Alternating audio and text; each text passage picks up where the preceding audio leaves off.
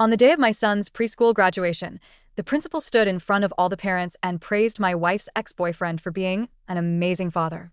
Mr. Brooks is such a responsible, loving dad. Over the past 5 years, he picked up Leo 1,097 times and only missed 3 out of 36 family events.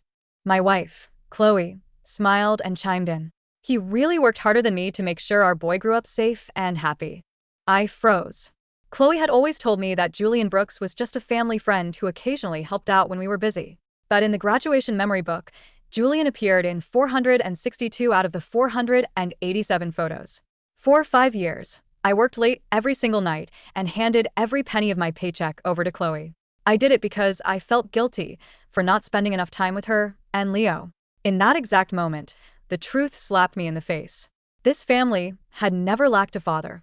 Seeing me stare at the page without moving, Chloe reached over and snapped the album shut. "You're always working overtime. Of course you weren't in the photos," she said, her voice laced with impatience. "There will be plenty of chances in the future." Right then, my phone buzzed. It was my project manager on WhatsApp asking if I was willing to be relocated to our overseas branch for 3 years. I looked at the happy family of 3 smiling back at me from the cover of the album. I typed 2 words: "I'll go." Chloe didn't know. This time, there would be no future for us. My manager replied almost instantly. "Ethan, does your family want to come along? We can arrange corporate housing for them." I wrote back, "No need. Just me." "Ethan, why are you just standing there?" Chloe called out, her voice sharp with irritation. It was time for the graduation family photo. The photographer signaled for us to squeeze closer together. But Chloe was already holding Leo's hand, and Julian was standing right next to them on the other side. The only spot left for me was on the very edge of the frame. The photographer stared at us for 5 seconds, looking thoroughly confused. "Sorry, who is the dad?" Julian took a polite step back. "Oh, I'm not." But Leo grabbed Julian's hand tightly. "Julian is my dad." The surrounding parents erupted into soft giggles. Some whispered about how sweet it was that the boy was so close to Julian. Chloe didn't bother to correct him. She just patted Leo's head with a soft smile. "Stop messing around, Leo." She said the words, but there wasn't a hint of disapproval in her eyes. I åkte over. Leo immediately hid behind Julian's legs. "Mom, I don't want Mr. Miller in the photo. Every time he comes home, he just checks my homework. He doesn't even know how to smile." Chloe frowned at me. "Did you hear that? You've let your own son become a stranger to you. You really need to think about your behavior." I looked her in the eyes. "Why do you think I work overtime every single day, Chloe? Do you really not know?" "Oh, here we go again," she whispered, rolling her eyes. "Today is Leo's graduation. Do you have to bring up money right now?" Julian quickly stepped in to play the peacemaker. "Chloe, let it go. Ethan is only doing what he thinks is best for the family." He stepped aside, offering me his spot. "Ethan, you stand here. I'll take the photo for you guys." And so, my wife and the boy remained in the frame. I stepped behind the camera, just like I had done for the last 5 years. After the shoot, the principal handed out the memory books, asking parents to write a blessing on the final page. Just as I picked up the pen, Leo snatched it out of my hand. "You can't write in it. I want Julian to write it." I looked at Chloe. She avoided my gaze, but her voice was smooth and dismissive. "Julian spent so much time with him at school events. It's natural that Leo wants him to write it. You're an adult, Ethan. Don't pick a fight with a kid." I let go of the pen. Fine. Chloe blinked in surprise.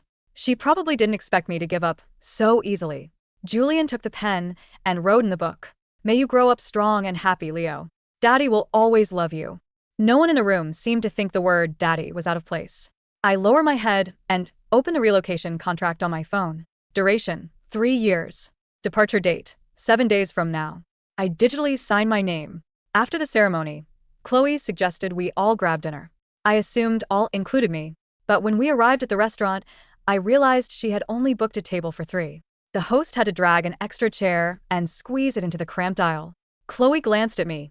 "Didn't you say you had to go back to work tonight?" "I took the night off." "Well, you should have told me earlier," she grumbled under her breath. "I already ordered. Julian doesn't eat spicy food, and Leo is allergic to seafood. We can't really add anything new to the order." We had been married for 7 years. I had a sensitive stomach, but she didn't even bother to ask if there was anything I could eat. Julian handed me the menu. "Ethan, order whatever you want. It's on me tonight." Chloe immediately pushed the menu down. "Julian, your startup is just getting off the ground. Save your money." She turned to me. We're all family anyway. It doesn't matter who pays. In the end, I paid. It came out to $280. While Julian took Leo to the restroom, Chloe took the opportunity to speak to me. Don't take what happened earlier to heart. Leo is still young. He's naturally going to be closer to whoever spends more time with him. Julian doesn't have a wife or kids. Letting Leo call him dad is just a little comfort for him. I looked down at the receipt. What about me? She paused. What about you? Nothing. I put my phone face down on the table. There was no point in explaining. She would never get it. To her, I was just being jealous again. When Julian brought Leo back, the boy was clutching a brand new toy car. Leo was jumping with joy. Julian is the best. Chloe smiled. How much was it? Let me PayPal you. Oh, it was only $500. Don't worry about it. No way. I can't let you pay for that. She immediately sent him $800 on PayPal. I stared at her, remembering last month when Leo was hospitalized with a high fever. Chloe had begged me to pull consecutive all-nighters at the office to secure our quarterly project bonus. She told me the family was completely broke. That night, I worked 19 hours straight until my stomach bled and my coworkers had to rush me to the ER. I was hospitalized for 3 days. She visited me exactly once. She stayed for less than 30 minutes before Julian called, saying Leo was crying to go to Disney World. She grabbed her purse and ran. Before she left, she even blamed me. It's not like you had major surgery. Stop being so dramatic. After dinner, Chloe told me to drive Julian home. He had a few drinks tonight. So did I. You only had half a glass of wine. She looked at me with deep irritation. Julian has a weak stomach. Why are you comparing yourself to him? I pulled out my phone and opened Uber. One car can't fit 4 people anyway.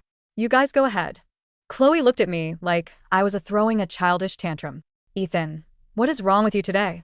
Just because you weren't in a few photos, you're going to act like this all night? Julian sighed.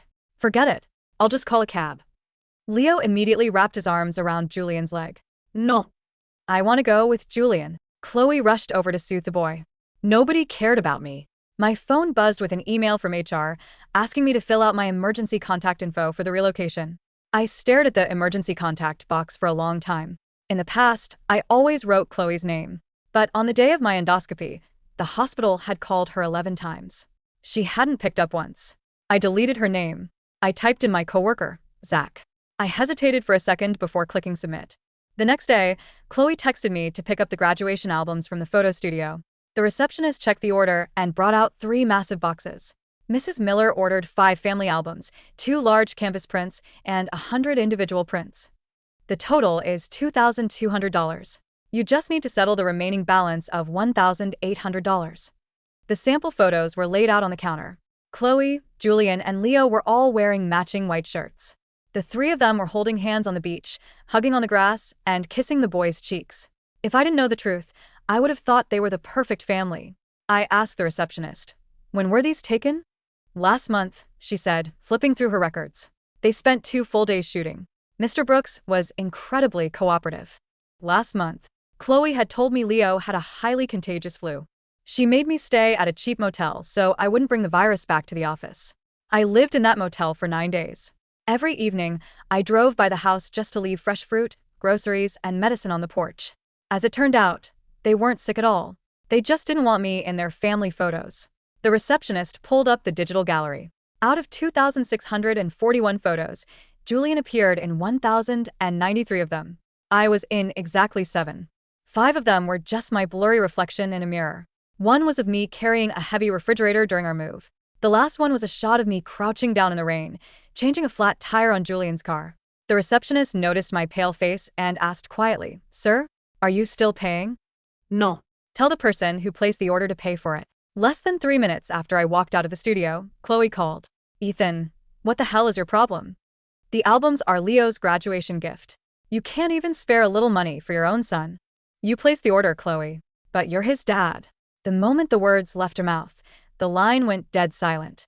She probably remembered who the principal had praised as the good dad yesterday. I didn't call her out on it. Yeah. "Anything else?"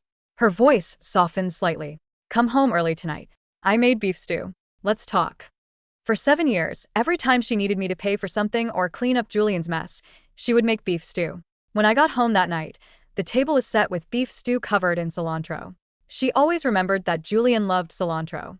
She never remembered that even the smell of cilantro made me physically ill. Julian was sitting on our couch. In front of him was a stack of business loan documents. "Ethan, I'm really sorry about this," Julian said, looking sheepish. "My startup needs to renew its business credit line, and the bank requires a guarantor with a stable, high-income job." Chloe slid a pen across the table toward me. "It's only $100,000. Julian's business is doing great. He'll pay it back in no time." I looked at the co-signing agreement. "What about the $50,000 I lent him last year? Has he paid that back?" Chloe's expression tightened. "Why are you keeping score? We're family. Julian isn't an outsider." I looked up at her. "Then who is?" Chloe completely lost her patience. Ethan. "Are you seriously throwing a tantrum just because of what Leo called him yesterday? Is it really worth acting like this?" I pushed the contract back. "I'm not signing." This was the first time in 7 years I had ever said no to her. Julian quickly stood up. "Chloe, don't force Ethan. He works hard for his money. It's only natural that he's wary of me." Hearing this, Chloe got even angrier. "Look at him. Even Julian is trying to understand you, and look at how you're acting." I stood up and went to the bedroom. Before I closed the door, I heard her whispering to Julian, "Don't worry. He's just throwing a little fit. He'll sign it in a couple of days." I opened the closet. I only took my passport, my work ID, and an old photo of my late mother. Nothing else in this house was worth taking. With only 3 days left before my departure, HR asked me to finalize my dependent benefits. The apartment we lived in was a corporate subsidized unit.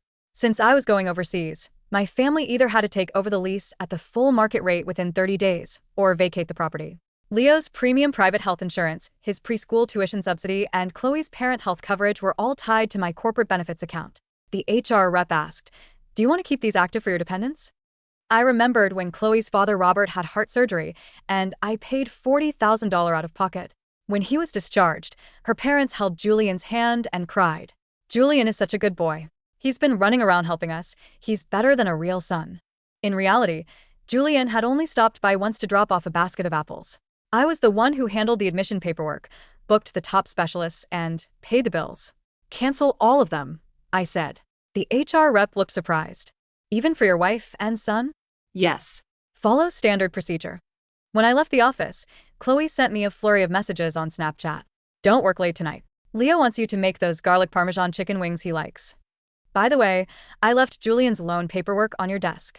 The last sentence was the only one that mattered. I didn't reply. When I stepped out of the office building, I saw Chloe's SUV parked by the curb. It was rare for her to pick me up from work. But Julian was sitting in the passenger seat.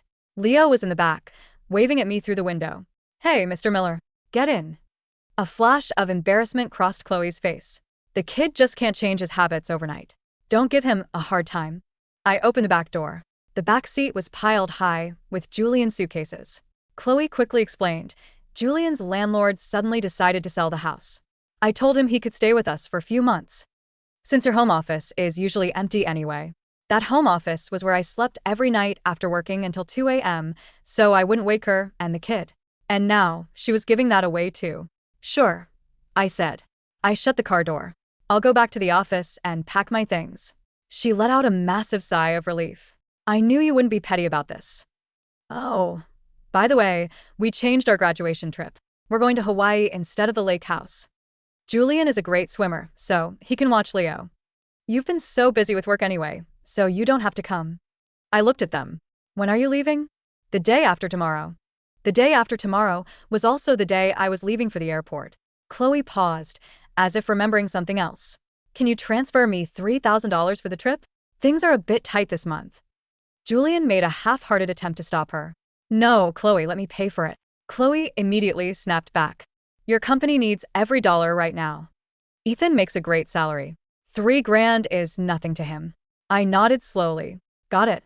They thought I was agreeing to send the money. In reality, I had finally realized just how far this marriage had devolved into a complete farce. The next morning, the corporate relocation shuttle pulled up to my building. I only had one suitcase. The driver helped me load it into the trunk and asked casually, "No family here to say goodbye?" I checked my phone. Chloe had posted on Instagram at 5 a.m. It was a photo of her, Julian, and Leo waiting at the airport gate. The caption read, "Our little family of 3, off to Hawaii." I locked my phone. It wasn't that they didn't know what family of 3 meant. And it wasn't that they forgot about me. They just truly believed that no matter how many times they threw me away, I would always be waiting right where they left me. The driver shut my door. As the car started to roll, Chloe's call flashed on my screen. The moment I picked up, she demanded, "Ethan, why hasn't that $3,000 cleared yet? And Julian's loan documents, he needs them signed today." "Where the hell are you anyway?" The traffic hummed softly outside the tinted windows of the corporate shuttle as the driver merged onto the highway toward the airport. On my phone screen, Chloe's name kept flashing. I swiped to answer. "Ethan, why hasn't that $3,000 cleared yet?" Chloe's sharp voice blasted through the speaker, mixed with the chaotic background noise of an airport terminal. "We're literally at the gate. The card was declined at the lounge and Julian had to pay out of pocket. Where the hell are you anyway?" In the background, I could hear Leo whining about wanting a snack and Julian softly reassuring him. I adjusted my seatbelt, staring out at the passing telephone poles. "I'm on my way to the airport," I said calmly. Chloe let out an exasperated sigh. What? "Did you follow us? Ethan, I told you, there isn't room for you on this trip. Julian already paid for his own ticket, and we only booked 3 seats at the resort." "I'm not coming to Hawaii, Chloe," I interrupted. My voice was devoid of emotion. "And I didn't send the $3,000. A brief silence fell over the line. Then her tone hardened. "What do you mean? You didn't send it? Is this another one of your childish games?" Send it right now. "And sign the guarantor forms for Julian's loan. He needs to submit them to the bank before noon." "I didn't sign them," I said. "And I never will. Have a nice trip." "Ethan, don't you dare hanging up on." I pressed the red button. I immediately unlinked my primary bank account from our shared PayPal, transferred my personal savings into a brand new account at an offshore branch, and restricted her access to my secondary credit cards. I didn't cancel the joint account entirely. I left exactly $140 in it, which was her remaining personal balance. Then I pulled out my SIM card, snapped it in half, and tossed it into the small trash bin in the shuttle's door pocket. At the airport, I checked into the international terminal, boarded a 11-hour flight to London, and closed my eyes. For the first time in 7 years, my stomach didn't hurt. Meanwhile, 10,000 feet in the air aboard a flight to Honolulu, Chloe sat in first class, staring at her phone in disbelief. "He hung up on me," she muttered to Julian, who was sipping champagne beside her. "He actually hung up on me." "Don't worry about it, Chloe." Julian smiled smoothly, patting her hand. "Ethan's just stress working. He always cools down after a day or two." Did the transfer go through? Chloe checked her banking app. The screen refreshed, showing a red error code. "Transaction failed. Insufficient funds/account unlinked." Her heart skipped a beat. She tried her Black Rewards card to pay for the onboard Wi-Fi. declined. When they landed in Honolulu 6 hours later, the tropical heat hit them, but Chloe felt a sudden, ice-cold chill. At the luxury resort front desk, the clerk politely handed back Chloe's credit card. "I'm sorry, Mrs. Miller. The card was declined for the remaining incidental deposit of $1,500. Do you have another form of payment?" Chloe's face flushed red. She turned to Julian. "Julian, can you put your card Down for now? just until I sort this out with Ethan?" Julian hesitated, his smile wavering. Well, my corporate card is currently being audited because of the line of credit renewal. I don't have that much liquid cash on my personal card right now." "What?" Chloe blinked. "You don't have $1,500? "It's temporary," Julian said quickly. "You know, all my assets are tied up in the startup." The receptionist looked between them with subtle judgment. "Ma'am, if you cannot provide a valid card, we cannot check you into the oceanfront suite." With dozens of tourists watching, Chloe was forced to downgrade them to a tiny, standard room facing the parking lot, paying with the last of her own emergency cash savings. The dream family vacation had barely begun, and it was already falling apart. For 2 days in Hawaii, Chloe tried obsessively to reach me. Every call went straight to automated dead silence. Every Snapchat message remained unread. When she tried to buy Leo an expensive surfboard souvenir, her card was rejected. Again, Julian excused himself to take an urgent business call every time a bill arrived, leaving Chloe to drain her remaining personal checking balance, just to feed them fast food. "Why isn't Mr. Miller picking up?" Leo pouted, kicking a plastic cup on the cheap motel carpet. "He always sends money when Mom asks." Chloe sat on the edge of the squeaky bed, her hair unwashed, staring at her phone screen. Anger was rapidly turning into an unexplainable, creeping panic. On the 3rd day, Unable to afford the rest of the stay, Chloe dragged a complaining Leo and a sullen Julian back to the airport, paying an exorbitant flight change fee to return home early. When the cab pulled up to our corporate apartment building, Chloe finally breathed a sigh of relief. "See," she told Julian as he lugged his heavy luggage out of the trunk. He's "Just sulking at home. I'll make him apologize to you for embarrassing us like this." She unlocked the front door with her key. The apartment was pitch black and dead silent. "Ethan?" Chloe called out, flipping on the lights. The living room was pristine too pristine. The desk where I worked until 2 a.m. every night was completely bare. My laptop, my notebooks, my coffee mug, gone. Julian carried his bags into my home office, expecting to set up his temporary room. He froze. The desk drawers were open and empty. The closet was wiped clean. Not a single piece of my clothing remained. Chloe rushed into our master bedroom. My side of the closet was hollowed out. My shoes, my winter coats, my watch box, everything was gone. On the nightstand sat my house key, my wedding ring, and a single white envelope addressed to her. Inside was a formal notice from the Corporate Human Resources Department. Notice of benefit termination and lease vacation. To Chloe Miller Ree, employee departure, Ethan Miller. Please be advised that as of May 14th, Ethan Miller has transitioned to an overseas assignment outside domestic jurisdiction. As a result, 1. Corporate lease subsidy for Unit 402 will terminate in 30 days. market rent Of $4,200 per month will apply, if not vacated. 2. Dependent health insurance. Chloe Miller, Leo Miller, Robert Vance was revoked on May 12th at employee request. 3. Educational tuition reimbursement for Leo Miller has been discontinued. Chloe's hands began to tremble so violently that the paper rattled. "Overseas assignment?" she whispered, her voice cracking. What does this mean?" Julian snatched the letter from her hands, his eyes scanning the page. frantically. Wait. "What about my credit line guarantor forms? If he left the country, who signed my business bank guarantee?" Chloe didn't answer him. She dropped to her knees on the cold hardwood floor, staring at the empty space on the wall where our family photo, the one small picture of us before Julian reappeared, used to hang. It was gone. I had thrown it in the airport trash. The next morning at 8 a.m., Chloe stormed into the headquarters of my old technology firm. She looked frantic, her clothes rumpled, clutching Leo by the hand while Julian hovered nervously behind her. She slammed her hand down on the front security desk. "I need to see Ethan Miller, right now." The receptionist blinked in surprise. "Ma'am, Mr. Miller doesn't work in this building anymore." "Don't lie to me," Chloe yelled, her voice echoing in the marble lobby. "He's a senior director here. Call his desk." Zach, my project manager and closest coworker, happened to step out of the elevator carrying a stack of files. He saw Chloe and stopped, his expression hardening into cold disgust. "He's not here, Chloe," Zach said, walking over. Chloe lunged toward him. Zach. "Where is Ethan? What is this fake letter from? HR? Why are our credit cards locked? Is he hiding in his office?" Zach looked at her with a bitter, humorless smile. "Fake letter? You think Ethan would fake a corporate relocation just to get away from you?" Zach pulled a folder from his arm and tossed it onto the reception counter. "Ethan took a 3-year transfer to our European headquarters in London. He boarded his flight 3 days ago. He's already in the UK." Chloe froze as if struck by lightning. "London? 3 years? No, he wouldn't. He didn't even say goodbye to Leo. He loves Leo. Loves Leo." Zach let out a sharp laugh. "Chloe, the entire office knows what you've been doing for the last 5 years. Ethan worked 80 hours a week so you could live in a luxury apartment and spend thousands on your ex-boyfriend." "That's not true. Julian is just a friend who helped." "A friend?" Zach cut her off coldly. "Last month when Ethan worked 19 hours straight and vomited blood from a stomach ulcer. Do you remember where you were?" Chloe's throat went dry.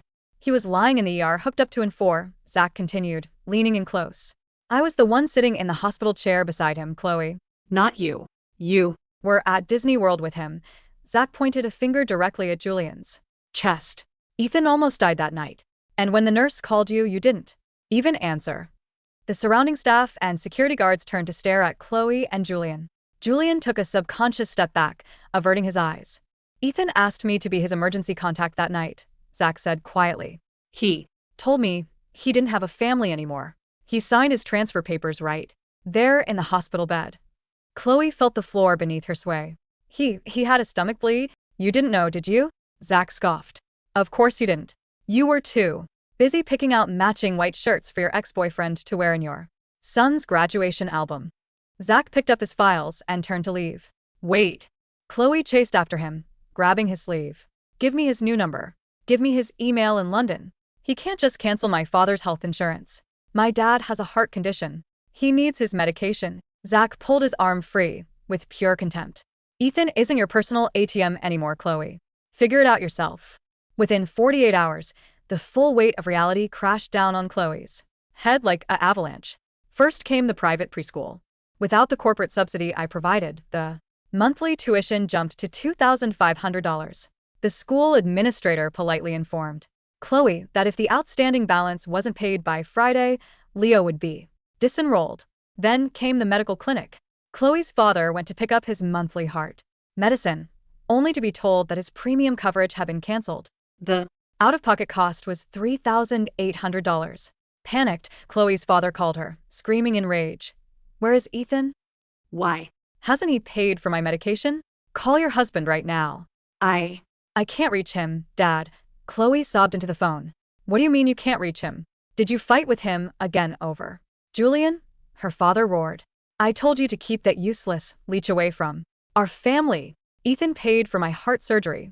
Julian dropped off a $4 box of apples. Meanwhile, Julian was facing his own nightmare. Without my signed guarantee and high-tier credit rating, the bank flatly rejected his $100,000 business loan. His tech startup, which was built entirely on smoke, mirrors, and Ethan's money, went bankrupt within a week. His creditors began blowing up his phone. That evening, Chloe returned to the apartment, exhausted and desperate.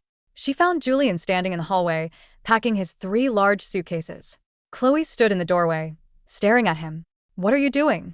Julian didn't look at her, frantically zipping up his bag. Chloe, look, things are getting complicated. My business is liquidating, and I need to lay low at my brother's place in another state. You're leaving? Chloe's voice rose to a shriek. Julian, we are in this situation because of you. I let you into our lives. I let Leo call you Dad. I gave you $800 for a toy car last week when Ethan was starving himself. Julian turned around, his polite peacemaker mask completely gone. He sneered at her. Because of me? Chloe, don't pin this on me. You're the one who used Ethan for 7 years while using me to play happy family. I did that for us. Chloe screamed. For us? Julian laughed bitterly. I only stayed around because you paid for my meals, my trips, and my rent. I thought Ethan was an idiot who would just keep paying forever. But he woke up, Chloe. And now that he's gone, what do you actually have? You don't have a job. You don't have savings. You don't even own this apartment. Julian grabbed his suitcases, shoved past her, and slammed the door behind him. Leo came out of his bedroom, clutching his toy car, crying loudly. Mommy, where is Daddy? Julian going? Why is everyone yelling? Chloe sank onto the hallway floor, covering her face as loud, desperate wails tore from her throat. For 5 years, she thought she was the master manipulator, balancing a rich, hardworking husband and a charming ex-boyfriend. Now the illusion was shattered. She was left with nothing.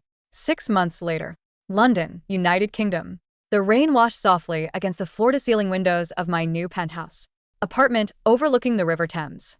My health had recovered completely. Without the constant stress, toxic environment, and 19-hour workdays, my stomach ulcers had healed. My skin had color again. My career was booming. The European expansion was a massive success. And my board of directors had just granted me a substantial equity stake in the company. I poured myself a cup of black coffee and opened my personal laptop. Since changing my number and blocking her on all social media, Chloe had tried every possible route to contact me. Eventually, she resorted to sending emails to my old work address, which Zach occasionally forwarded to my private junk folder. I opened the folder today out of pure, detached curiosity. There were over 200 unread emails from Chloe. Subject: Ethan, please answer me. Leo misses you. Ethan, please. I'm begging you. We had to move out of the apartment. We're living in a tiny 1-bedroom flat near the industrial park. Leo had to transfer to a public school. He cries every night, asking where you are. Subject: My father is sick. My dad had to go back to work at 65 because we couldn't afford his medication. Julian took off and stole $5,000 from my personal account before he left. I was so blind, Ethan. I realize now that he was just using us. You are the only one who truly cared for us. Subject: I'm sorry. Please come home. I paid for the graduation photos myself. Ethan. I threw away all the pictures with Julian. I framed the 7 photos of You. even the blurry ones. Please just give us one more chance. I'll do. Ethan. I read through them with a face as still as marble. There was no anger left in me. No sadness. Just a cold, vast emptiness. She didn't regret hurting me. She regretted losing her lifestyle. She didn't realize Julian was a leech until he stopped benefiting her. If Julian had Succeeded in stealing my credit line, she would still be in Hawaii holding his hand.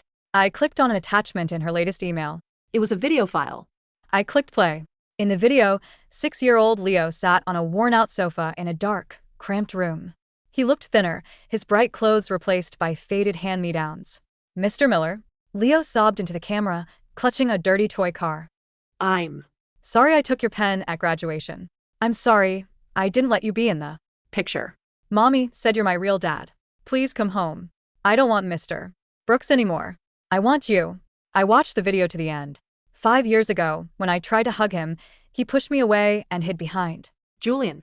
When I worked myself into the hospital, he was at Disney World holding Julian's hand. Children are innocent, but they are also reflections of the respect they are Taught to show. Chloe had taught him for 5 years that I was nothing more than an ATM named Mr. Miller. A few tears of bitter regret from a child forced to face reality couldn't erase 5 years of systematic betrayal. I closed the video, selected all 200 emails, and clicked delete all. Then I dragged her address into the permanent blacklist. 1 year later, Chloe was working 12-hour shifts as a hotel receptionist, the very same hotel chain where she used to book luxury suites using my rewards points. Her hands were rough, her eyes hollowed with dark circles. Every night, after coming home to cook cheap noodles for Leo and care for her sick father, she sat at the kitchen table with a stack of unpaid credit card bills and legal notices. A heavy knock sounded at her door. Chloe opened it, her heart leaping with a sudden, foolish surge of hope. Ethan? Standing in the dimly lit hallway was a tall man in an immaculate navy suit, holding a leather briefcase. Mrs. Chloe Miller? The man asked formally. Chloe's eyes dimmed. Yes, who are you? My name is Marcus Vance. I am the senior legal counsel representing Mr. Ethan Miller. Chloe's breath hitched. Ethan? Where is he? Is he back in the city? Can I see him? The lawyer didn't answer. He opened his briefcase and pulled out a thick stack of legal documents, handing them to her. Mr. Miller has initiated formal divorce proceedings through the High Court, Mr. Vance said in a calm, professional tone. Due to your documented history of financial exploitation, marital infidelity, and intentional parental alienation, we are filing under fault grounds. Chloe's hands shook so hard, she dropped the papers onto the floor. No, I Won't sign. I want to talk to him. He's my husband. Mr. Vance picked up the documents and placed them on her small kitchen table. Mr. Miller has already signed his portion before a magistrate in London, Mr. Vance stated coldly. He has waived all claims to your joint debt, but he is also requesting a complete severance of all legal ties. He is relinquishing parental rights to Leo Miller as requested by your actions over the past 5 years. He's abandoning his son? Chloe screamed. He is accepting the reality you created, the lawyer corrected her sharply. You told the school, the principal, and your community for 5 years that Mr. Julian Brooks was the child's father. My client is simply granting you your wish. What about child support? Chloe wept desperately. I can't afford to raise him alone. We have nothing. Mr. Vance looked around the dingy, rundown apartment, then looked Chloe straight in the eye. Mr. Miller's legal team has submitted the graduation memory book, the 1093 photo records, the bank statements showing your transfers to Mr. Brooks, and the hospital records from the night of Mr. Miller's emergency surgery as evidence of systemic marital fraud. The lawyer pulled out one final document. If you attempt to contest this divorce or demand alimony, we will file a civil lawsuit against you and Mr. Julian Brooks for recovery of over $240,000 in embezzled marital assets over the past 5 years. You will be bankrupted, Mrs. Miller. Chloe collapsed into a chair, her chest heaving as silent, choking sobs racked. Her body. She remembered the principal standing on the stage praising Julian. She. Remember telling Ethan, there will be plenty of chances in the future. There were no chances left. She had traded a devoted, selfless husband who would have died for her for a penniless charlatan who fled at the first sight of trouble. Where is he? Chloe gasped through her tears. Just tell me, is he happy?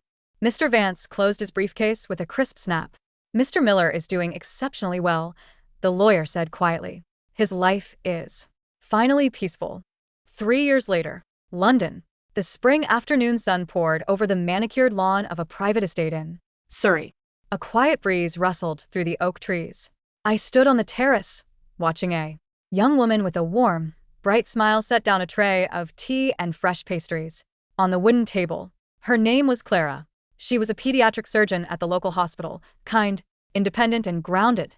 We had met 2 years ago during a corporate charity gala. She didn't know how much money I made when we met, nor did she care. When I was sick, she stayed up to cook fresh broth. When I worked late, she left sweet notes in my coat pocket. With her, I learned for the first time what it meant to be loved without conditions, without hidden invoices, and without a third person standing in the shadows. What are you thinking about? Clara walked over, wrapping her arms gently around my waist, resting her head against my shoulder. I looked down at her, smiling softly. Nothing. Just thinking about how peaceful everything is. My phone chimed on the table. It was a news alert from back home. I glanced at it briefly. Local startup fraud ring uncovered. Julian Brooks sentenced to 4 years for commercial loan fraud.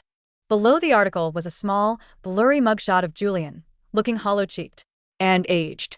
A brief mention in the report noted that a local co-conspirator, Chloe Vance, had been ordered by the court to liquidate her remaining personal possessions to satisfy victim restitution fees.